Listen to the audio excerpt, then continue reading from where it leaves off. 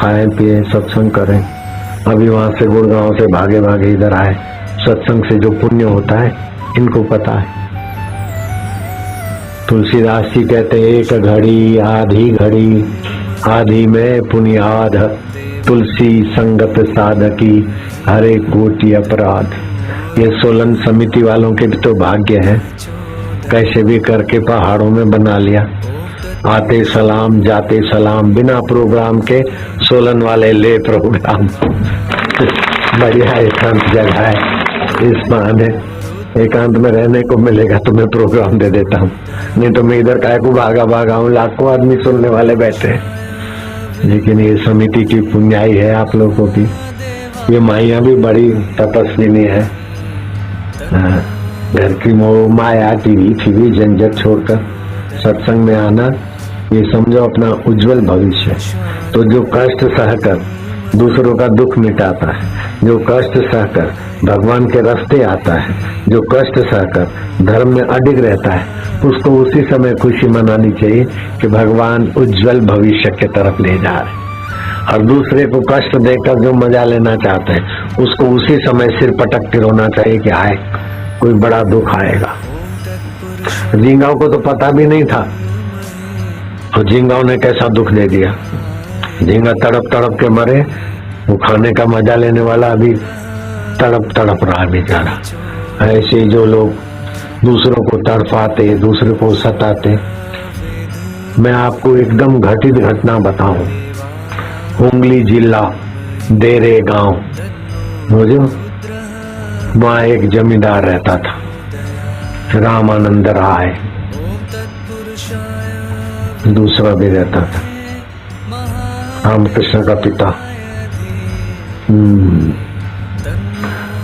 वो रामानंद राय, नाम तो रामानंद राय था, लेकिन बड़ा किसी को भी सताओ अपना और जमीन बढ़ाओ और जागीर बढ़ाओ। बड़े बड़े पुलिस के अधिकारी आते, मंत्री लोग आते, एक बेग पीते और जिस किसी पर मुकदमा लगवा देवे और जज बज लोगों से भी सेटिंग कर लेवे।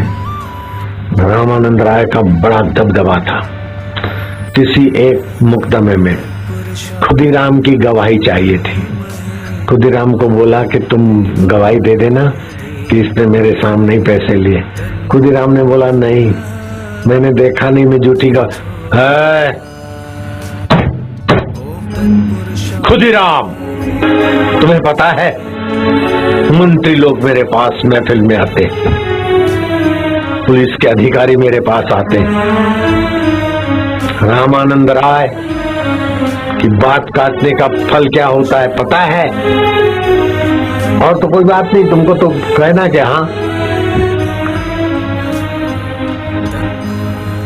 इसमें तुम क्या बिगड़ेगा तुम्हारा? बोले नहीं, मैं गवाही झूठी नहीं दूंगा। तो फिर समझ ले, ये तेरी जो जमीन जागर गाय और भैंसे है ना, और तू और तेरा परिवार इस जिले में कैसे रहते हो, उखड़ जाओगे। रामानंद राय बोल रहा हूँ। खुदीराम ने कहा मैं जानता हूँ, आपकी पहुंच बहुत है। बड़े बड़े गुंडे भी आपके कहने में कुछ भी करने को तैयार हो जाते, और बड़े बड़े पुलिस अधिकारी भी आपके कहने में कैसा भी केस बना लेंगे और कर लेंगे, और मंत्री भी आपके इशारे से काम कर लेते हैं। लेकिन मैं झूठी गवाही देकर अंतरात्मा का दोषी नहीं बनूंगा।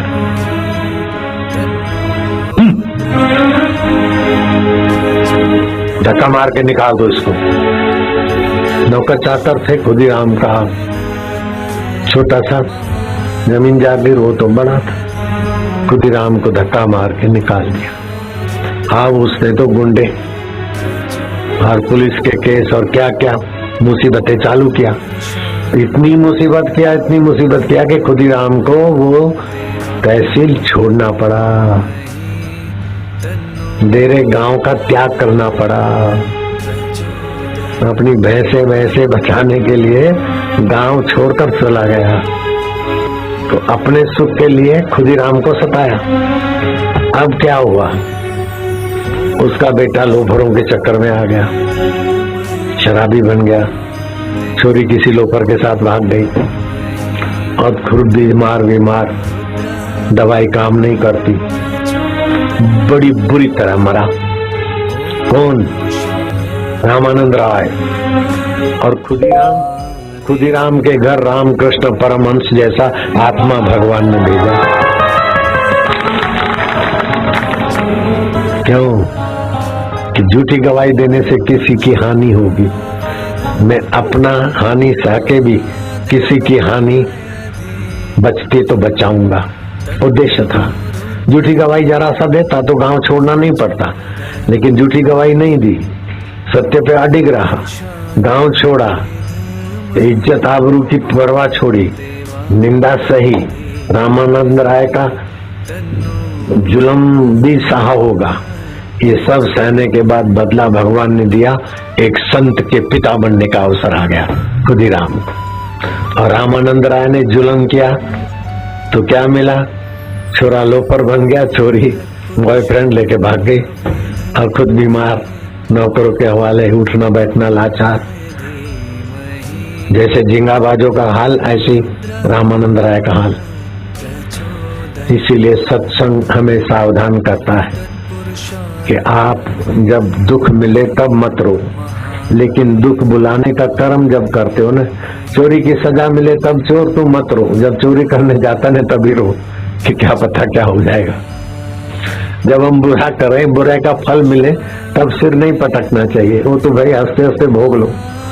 अगर बुरा करने जाते तब, जब सासू की निंदा अपने पति को सुनाती तब रो कि पति ने माँ का दूध पिया है, उस माँ की निंदा सुनेगा तो इसका पुण्य नाश होगा, ये गद्दारों में गिना जाएगा, ये पापी गिना जाएगा। और ऐसे पति से जो संतान आएगी वो हमें दुख देगी। मैं अपने पति को सासू की निंदा न सुनाऊं, नहीं तो पति की बर्बादी, बच्चे बर्बादी करने वाले और हमारी बर्बादी हो जाएगी। ऐसे ही बहू को सताने को सोचती तो सासू उस समय रो, किसी की पराई जाएगी, तेरी जाए को कोई सताएगा तो तुझे दुख होगा। जो किसी को सताकर बेटे को चाबी भिड़ा के बहू की पिटाई कराते, अथवा पति को चाबी घुमा के सासू को कुछ पहनवाती, दोनों घाटा करती। जो भाई भाई से को नोच कर सुखी होना चाहता है, वे दोनों के लिए दुश्मनी पैदा करते हैं। एक घटित घटना है, दो भाई थे, धन्नालाल छोटा था, नहीं पन्नालाल छोटा था, धन्नालाल बड़ा था।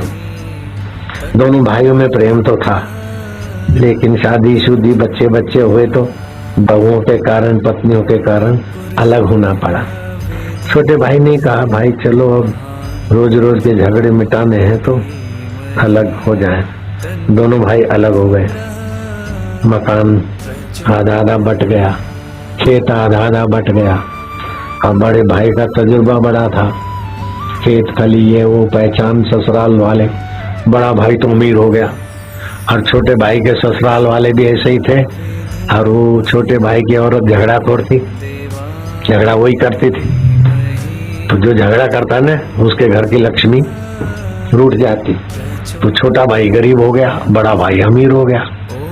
बड़े भाई की पत्नी में सहन शक्ति थी, दूसरे का भला करती थी, नम्र थी, सत्संग में जाती थी। और छोटे भाई की पत्नी जरा लाली, जरा यूं करे, जरा यूं करे, चाल है नागिन जैसी, टेढ़ी मेढ़ी। तो बाहर से तो टीप टाप लगे, अंदर खलम खाली। अब मेरे पिताजी बीमार है, छोटे भाई की बहू ने कहा, पत्नी ने, और अपने पति को ससुराल ले गई। अब दोनों के खेत पास पास में थे। ये सवाई माधोपुर खंडार तहसील, सवाई माधोपुर सुना होगा नाम, खंडार तहसील की घटना है। सिंगेर गांव, एड्रेस बता दिया मैंने, सवाई माधोपुर राजस्थान, खंडार तहसील, सिंगेर गांव में पन्नालाल और धन्नालाल दो भाई। तो पन्नालाल की पत्नी जरा फैशनबाज थी, झगड़ेबाज थी, सुख की लोलुप थी। ऐसे भी करके सुखी मन माना करो, बड़ी जेठानी के बच्चों के कुछ भी हो, मैं सुखी रहूं, अपने बच्चों को सुखी करूं, मेरी चले, दूसरे का ख्याल नहीं रखे।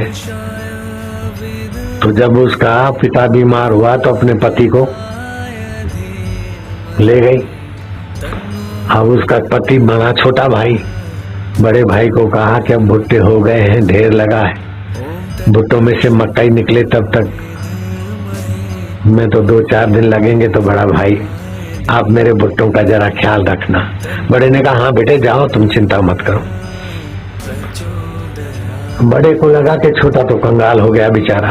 उसकी पत्नी सुख की लालच में, दूसरों को दुखी करके भी सुखी होने में स्वयं भी परेशान है, मेरे भाई को भी परेशान कर दिया और एक घर में से 2 कर दिया। अब खेत में आए भुट्टे तो थोड़े से हैं, उसको साल भर किसके घर का गुजारा भी नहीं होगा, फिर कहीं से उधार लाएगा तो ब्याज में खेत बेचना पड़ेगा। मैं क्या करूं?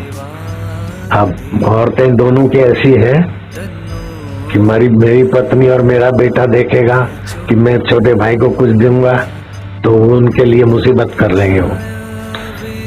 अब क्या करें? रात को सोचते सोचते देखा कि अभी तो पत्नी भी नहीं है इधर और बेटा भी नहीं है। उठा और बड़ा तौसला लिया और अपने जो ढेर था भुट्टों का, अपने ढेर से भर भर के छोटे भाई के ढेर में डालने लग गया। तो पड़ोसी खेत वाले को आवाज आई, वो देखता रहा। वो रात 12 बजे से सुबह तक इतनी हमाली करके तुमने अपने भुट्टे छोटे भाई के उसमें क्यों डाले? बोले घर पे तो मैं भाई की मदद नहीं कर सकता हूँ और उसके सामने भी मदद करूंगा तो लेगा नहीं, इसलिए मैं चोरी छुपी कर रहा हूँ। बोले चोरी भी ऐसी चोरी कि अपनी चीज उसको चोरी छुपी देना। भाई राम और भरत तो थे तब थे, लेकिन सिंगार गांव के पन्नालाल और धन्नालाल तुम धन्य हो। अब धन्नालाल को पता ही नहीं कि मैं भुट्टे के तसले भर के डालूंगा और बापूजी मेरी सराहना करेंगे, लेकिन सराहनीय योग्य बात तो होती है। वो भी सोलन में धन्नालाल की बात। पन्नालाल धन्नालाल भाई हो तो ऐसे हो, चोरी छुपी एक दूसरे को मदद करें। और कुछ ऐसे बेईमान होते कि चोरी छुपी। अब दूसरे 2 भाइयों की बात बताता हूँ। बम्बई में था, पढ़ा लिखा एक गधा, बड़ा गधा था, क्या क्या डिग्रियां थी और बड़ा ऑफिसर भी था। और बम्बई में हापूस आम बड़े प्रसिद्ध होते हैं और सीजन में शुरू होने के तो 1000 रुपए की एक पेटी, 12 नंग 1000 रुपए में, ऐसे महंगे महंगे। वो बड़ा गधा बड़ा महंगा आम ले आया। दोनों भाइयों के बच्चे खेल रहे थे। तीनों जुगो कम हियर मैंगो। अपना बेटा और भाई का बेटा खेलते दौड़ के आए। मैंगो मतलब आम, हापूस आम। तो दाएं हाथ में बड़ा आम था, वहां तो आ गया भाई का छोरा, और बाएं हाथ में था छोटा आम, वहां आ गया अपना छोरा। बोले बेटे आंखें बंद करो, मैं तुमको जादू दिखाता हूँ। आंखें बंद करो। बंद किया। 1 2 3। दायां हाथ बाएं तरफ चला गया, बायां हाथ दाएं तरफ चला गया। जहां बड़ा आम था जिस हाथ में, वो अपने बेटे के तरफ, और छोटा आम भाई के बेटे के तरफ। ऐसे गधे भी होते पढ़े लिखे, उनको पता नहीं कि घर ऐसे नहीं चलता, स्वार्थ से नहीं चलता, कपट से नहीं चलता, पक्षपात से नहीं चलता, उदारता से घर चलता है। अच्छा, अपने बेटे को कपट करके बड़ा आम तो थमा दिया, लेकिन ऊपर से छोटा भाई देख रहा था। उसने कहा कि भाई साहब अब अपन अलग हो जाएं तो अच्छा है। बोले क्यों? कि अभी अभी मैं इतना कारोबार कर रहा हूँ, तभी भी आप ऐसा जादू दिखा रहे हैं कि मेरे बेटे को बड़ा आम न मिले और आपके बेटे को मिले, ऐसा तो फिर तो कल इधर उधर हो गए। आजकल तो हार्ट अटैक कब किसको हो जाए कोई पता नहीं, अपन अलग हो जाए तो अच्छा है। तुम्हारा मैजिक बड़ा डेंजर है।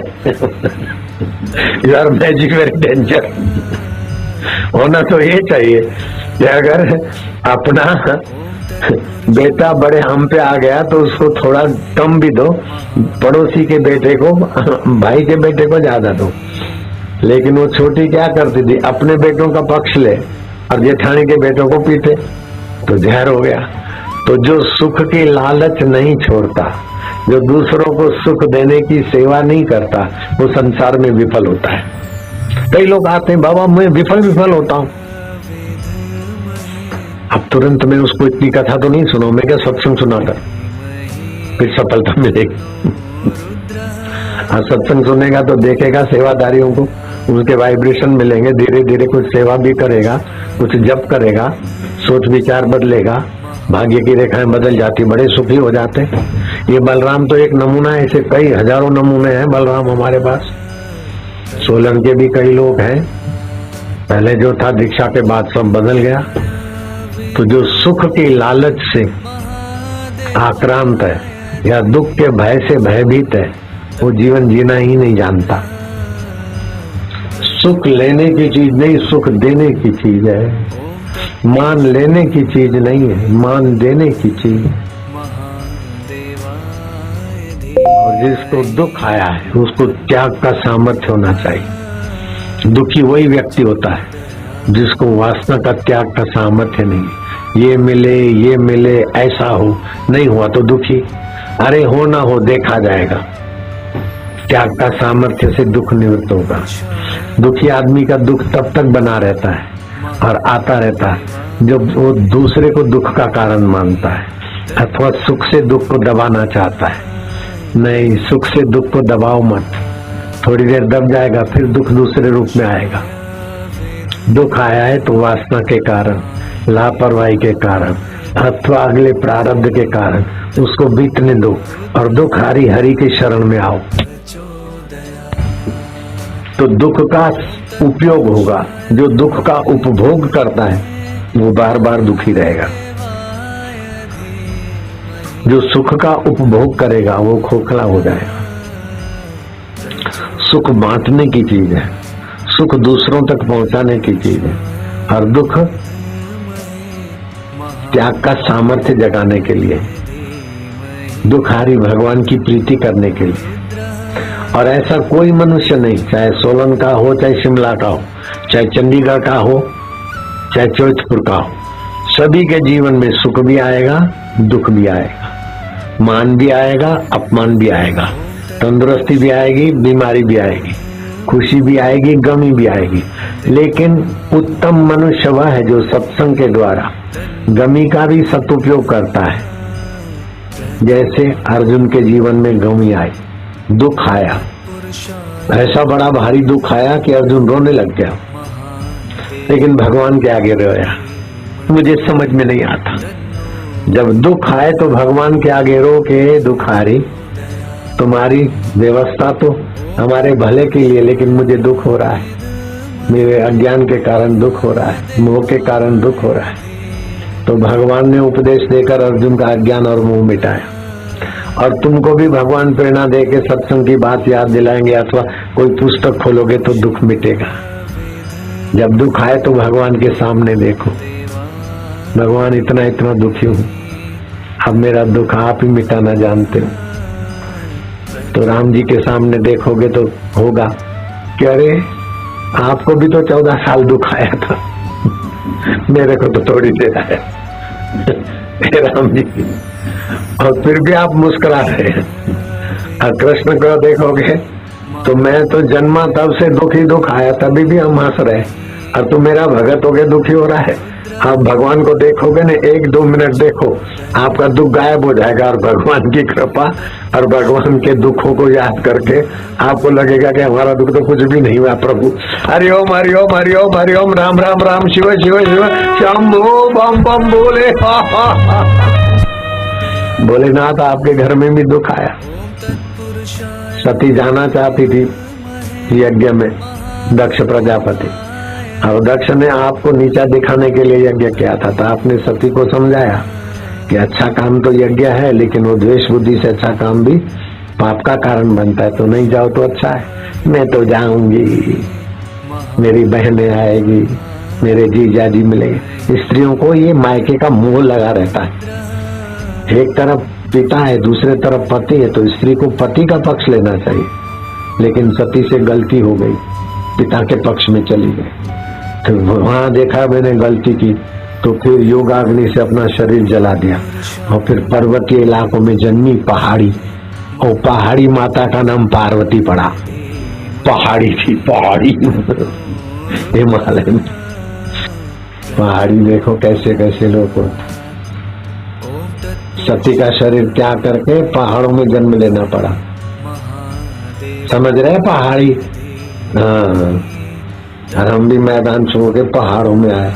पहाड़ों में रहने को मिले, एकांत में भजन तो बहुत अच्छा होता है, देवभूमि है, लेकिन यहाँ हवा अच्छी, पानी अच्छा, सब्जियां बहुत महंगी,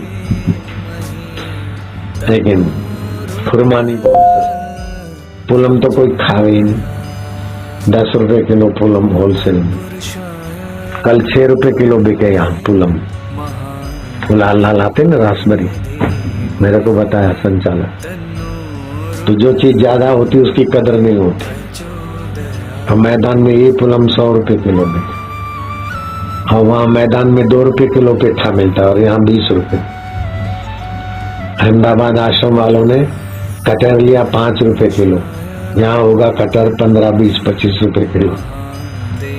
तो ये चीजें तो कभी कहीं होती है, कहीं नहीं होती है, लेकिन भगवान तो सब जगह है, इसलिए भगवान कहीं महंगा नहीं। जब चाहो हरि ओम प्रभु ओम, चाहे पहाड़ में बैठ के करो, चाहे मैदान में, चाहे घर में, चाहे गांव। ओम नमो भगवते वासुदेवा वासुदेवाय, प्रीति देवाय, भक्ति देवाय, शांति देवाय, मेरे देवाय। भगवान को अपना मानने से प्रीति पैदा होती है। जैसे जूता अपना दिखता है ना, तो और जूते पे कुत्ता कुछ भी गंदा करे कोई बात नहीं, अपने जूते पर जब कुत्ता पैर ऊपर कर, क्योंकि जूता अपना है। अब जूता अपना लगता है तो प्यारा हो जाता है, अब वो पहले था नहीं, बाद में नहीं रहेगा, फेंक दोगे। लेकिन भगवान तो जन्म के पहले हमारे साथ थे, अभी हमारे साथ है, मरने के बाद भी साथ रहेंगे। भगवान को अपना मानो, दुख को अपना मत मानो। दुख तो मन को आया, सुख को अपना मत मानो। सुख तो सुविधाओं का आया, लेकिन उन दोनों को जानने वाला अपना परमात्मा है। सुख और दुख आके चले जाते, लेकिन मेरे भगवान तो रहते ना। मैं सुख में भी फंसूंगा नहीं, दुख में भी फंसूंगा नहीं, मैं तो तेरे में लगूंगा। ओम, तो आपके लिए सुख भी प्रसाद हो जाएगा, दुख भी प्रसाद हो जाएगा। और भगवान बोलते प्रसादे सर्व दुखानाम। अगर ऐसा प्रसाद बनाने की अटकल आ गई तो सारे दुख, सारी हानियां तुम्हारी सफलता में बदल जाएगी। इसीलिए भगवान शंकर पार्वती को सत्संग में ले जाते, भगवान राम सीता जी को सत्संग में ले जाते। श्रीमद् भागवत में कथा आती है, राजा प्राचीन बहिर थे, उन्होंने अपने 10 पुत्रों को बुलाया, प्रचेताओं को, कि बेटे कोई राजा बने, कोई गृह मंत्री बने, ऐसे करके पूरा राज्य संभालो, मैं अब थका हूं। या तो तुम बोलो तो मैं बंटवारा कर दूं, 2-3 स्टेट बना दूं, 3 भाई को कुछ हिस्सा।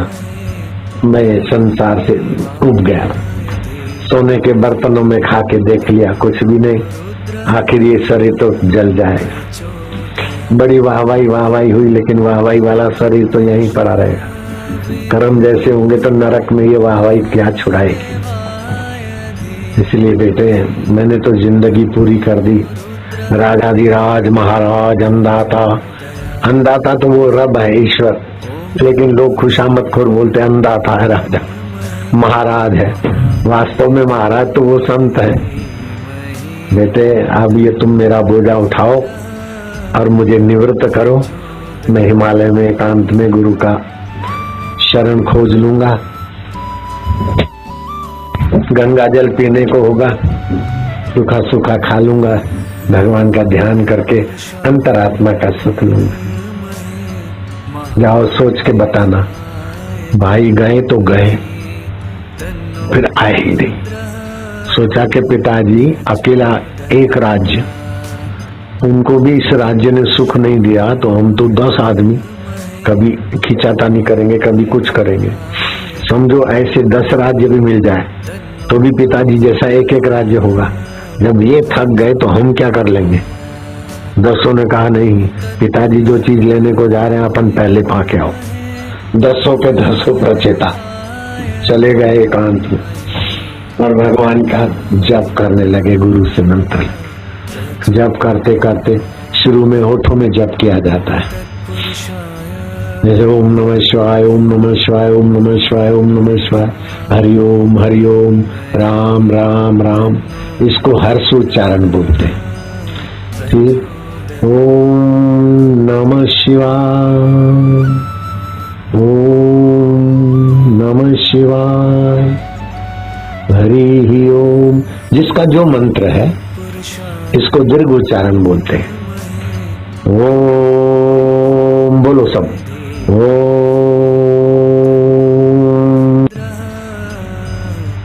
शिवाय,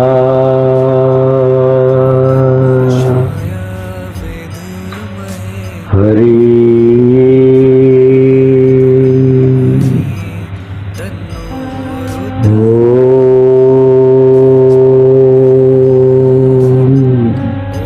लंबा लंबा, इसको प्लुत उच्चारण बोलते। तो जल्दी जल्दी बोलने से, हर्ष उच्चारण बोलने से पाप नाशनी शक्ति पैदा होती। दीर्घ उच्चारण करने से कार्य साफल्य शक्ति बनती और प्लुत उच्चारण करने से मन भगवान में शांत होता है।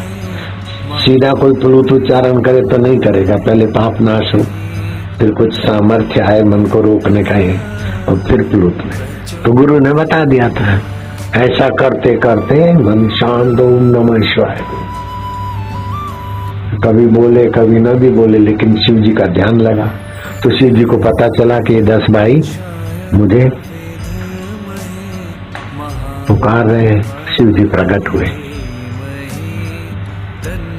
जय शिव ओमकारा शिव पार्वती प्यारा दे प्रार्थना किया। शिव जी ने बोला वरदान मांग लो। बोले प्रभु हमको भगवान नारायण के दर्शन हो जाए, ऐसा आप हमको नारायण स्तवन की दीक्षा दे दो, तो हमको भगवान नारायण का मुलाकात हो जाए। तो भगवान शिव जी ने नारायण स्तवन स्तोत्र दे दिया। तुम सफल हो गए। वरदान देकर शिव जी तो अंतर्धान हो गए। अब कुछ समय में, क्योंकि वो ब्रह्मचर्य रखते थे, चाय नहीं पीते थे, कॉफी नहीं पीते थे, और पेप्सी और कोका कोला जैसा मुसीबत तो जमाने में बनी नहीं थी। डीडीटी डालते टॉयलेट साफ करने की दवाई इसमें पड़ती है, सब बोलते लोग। तो ऐसी गंदी चीजें है, वो तो पीते नहीं थे। तो मंत्र जल्दी सफल हुआ और भगवान विष्णु प्रकट हुए। अब विष्णु भगवान प्रकट हुए तो शांताकारं भुजगशयनं प्रार्थना किया। ध्यानावस्थित गतेन मनसा पश्यन्ति यं योगिनः यस्यान्तं विदुविदासुरगणा देवाय तस्मै नमो नमः। तम नमामि हरिम परम। हरि ने कहा मैं प्रसन्न हूँ, तुम जो वरदान मांगना चाहते हो मांग लो। और शिव जी के तो दर्शन कर बैठे हो, और शिव जी ने ही मेरे दर्शन करने का तुमको मंत्र दिया है, तुम भाग्यशाली हो।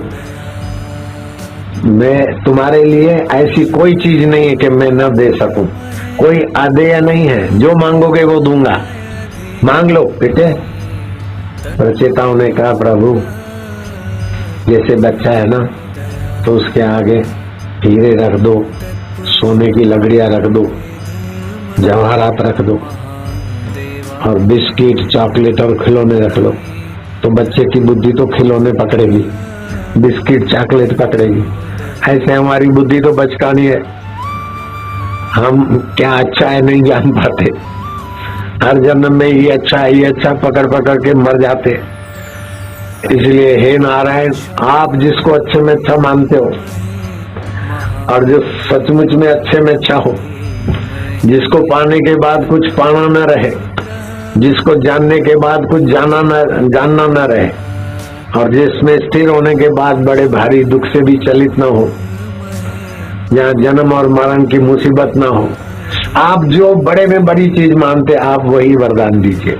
हम जो मांगे वो मत दीजिए। जैसे बच्चा मांगेगा खिलौने, बिस्किट नहीं, बुजुर्ग जो बड़ी चीज जानते हैं वो बड़ी होती है, बच्चे जो बड़ी चीज जानते हैं वो बड़ी नहीं होती। कई आजकल छोरे छोरी बोलते मैंने पसंद कर ली है, मैंने पसंद कर लिया है बॉयफ्रेंड गर्लफ्रेंड। अरे तो कुत्ता कुत्ती भी पसंद कर लेते हैं और फिर लड़ते रहते, काटते रहते, फिर तलाक देते रहते। तो एक दूसरे का काम विकार की नजर से एक दूसरे की पसंदगी है, तो कुत्ता कुत्ती की पसंदगी है। माता पिता की नजर बच्चों से ऊंची होती है, भाई अपना खानदान का है, कैसा है, क्या है, ये से रिलेशन होंगे, आगे चल के क्या होगा। नहीं नहीं, वो तो मेरा परिचित है, मेरा बॉयफ्रेंड है, कई साल से मैं जानती हूँ, और शादी के 6 महीने के बाद मायके आके पड़ी है, 4 महीने का गर्भ, अब तो नहीं पसंदगी है, क्या जा मरो, और फिर दवाई खाती है मरने की, मरती भी नहीं। ये लवर लवरियों का तो बहुत बुरा हाल है। मैंने अपना पसंद कर लिया है, छोरा बोले मैंने अपनी पसंद कर लिए। मैं बताऊं वो बात, एक लवर लवरी थे, लेकिन ये प्रचेताओं की कथा छूट जाएगी, तो बाद में बताता हूँ। बुझो, भगवान विष्णु ने कहा तुम जो मांगोगे दूंगा। बोले प्रभु जो सर्वोपरि हो, वापिस सब दुखों की वही दवाई, मनमाना अर्थ लगाओ भाई और एकांत में जाओ भाई। बात में कुछ भी नहीं और मनमाना क्या पता किस बात पे हवा चढ़ गई मन में, एकांतवास। लेकिन पता तो चलना चाहिए भाई, कौन सी टाचनी चुभी, कौन सा कांटा चुभा तुम्हारे अहम को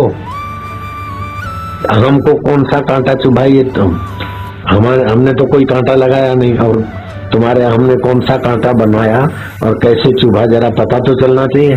खाम खा परेशान क्यों हो रहे हो भैया? ऐसा तो क्या पाप किया वापिस में?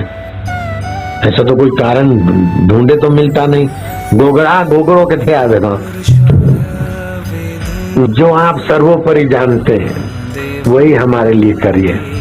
भगवान और खुश हुए कि क्या तुम्हारी बुद्धि है, अपने मन से नहीं मांगते हो, जो मुझे अच्छा लगा वही आपके लिए अच्छा है। बोले हाँ प्रभु, आपके ज्ञान के आगे हमारा ज्ञान क्या है, आपकी समझ के आगे हमारी समझ क्या है।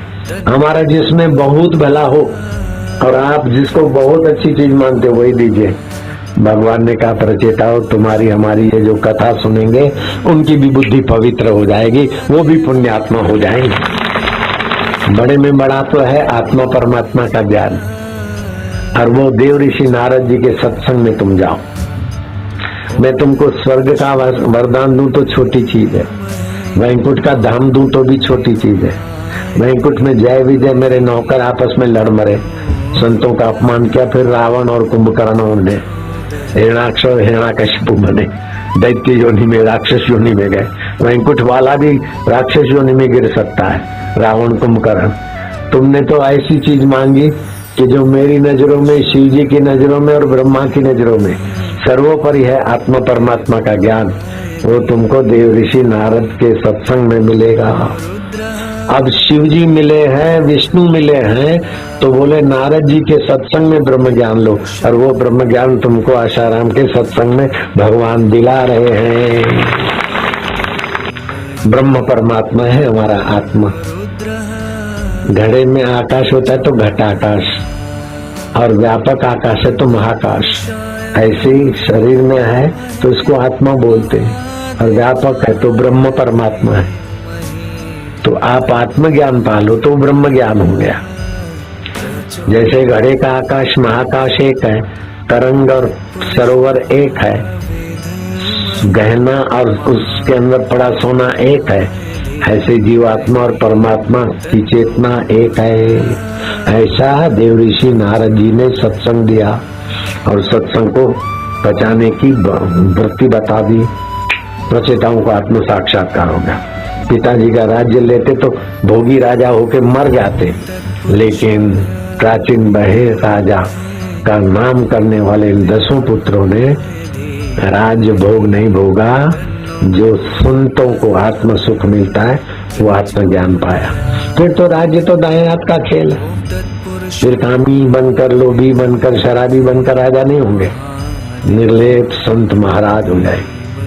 ऐसे उत्तरकाशी के राजा को भी सुंदरदास संत मिले थे। उत्तरकाशी तो जानते नाम तुम लोग। हाँ, सुंदरदास महाराज मिले तो उनके चरणों में गिर पड़ा। ओम नारायण हरि। अब वो बात बीच की जो बतानी थी, मैंने पसंद कर लिया, कर ली शादी, नौकरी करते थे।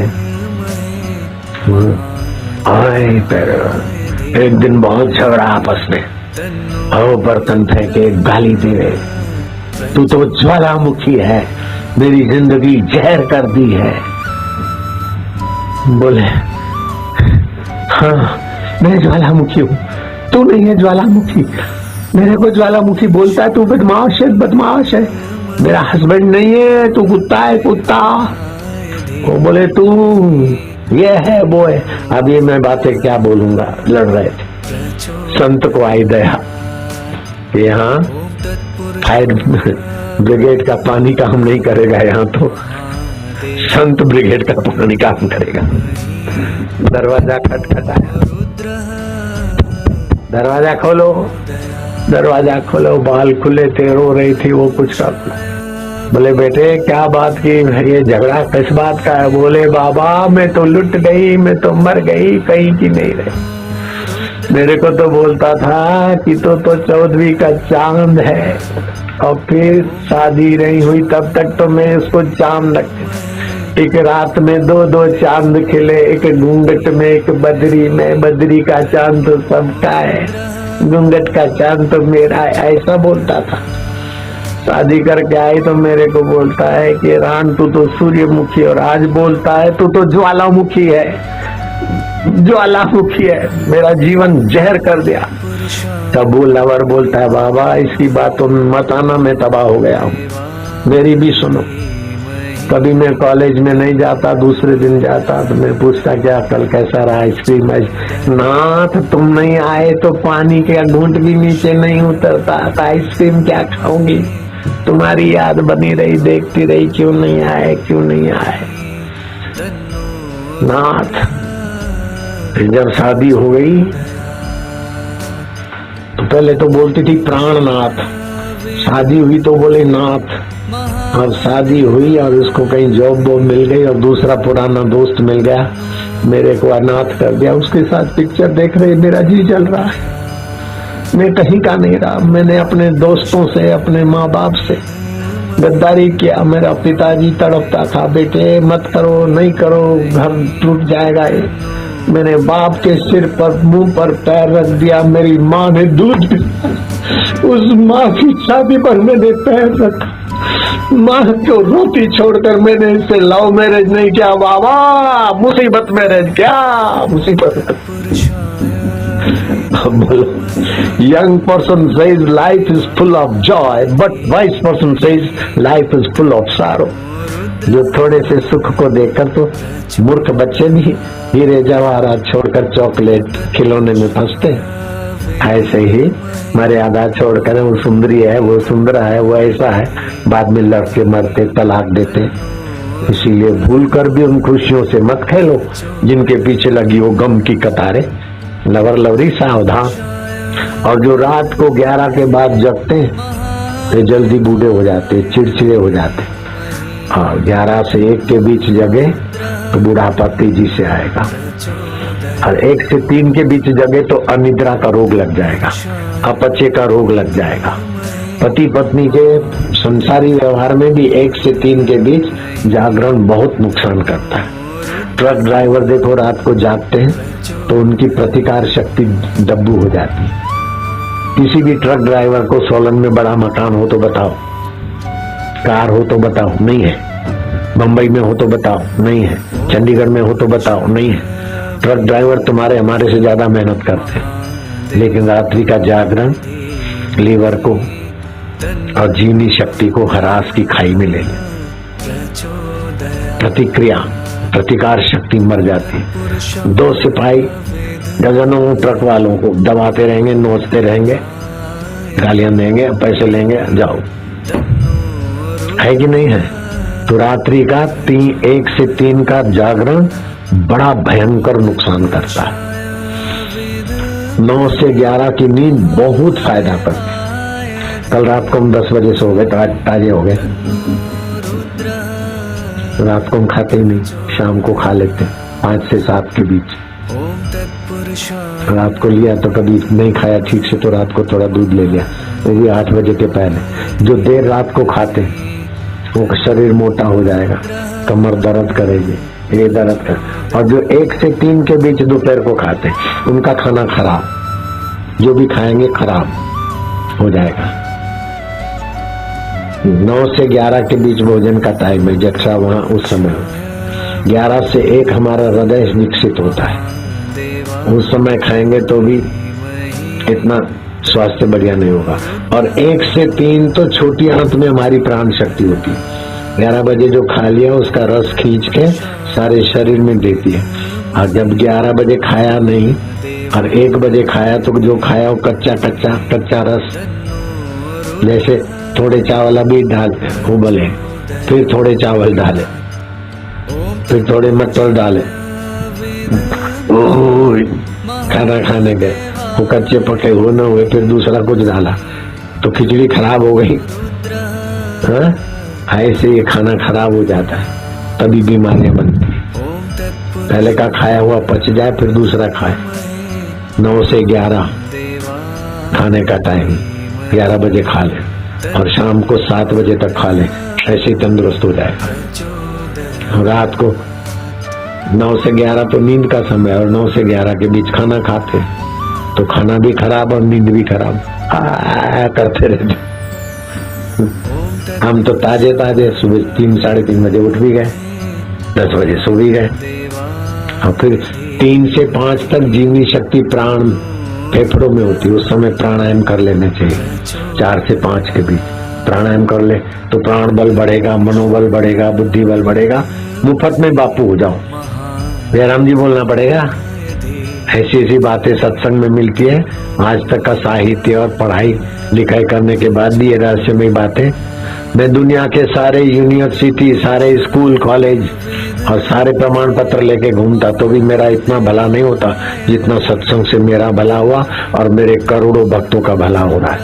सत्संग की भलाई बड़ी है। तो सोलन समिति को और सोलन वासियों को और आसपास वालों को मैं भगवान शिव जी की तरफ से धन्यवाद देता हूँ कि सत्संग मिल रहा है आपको।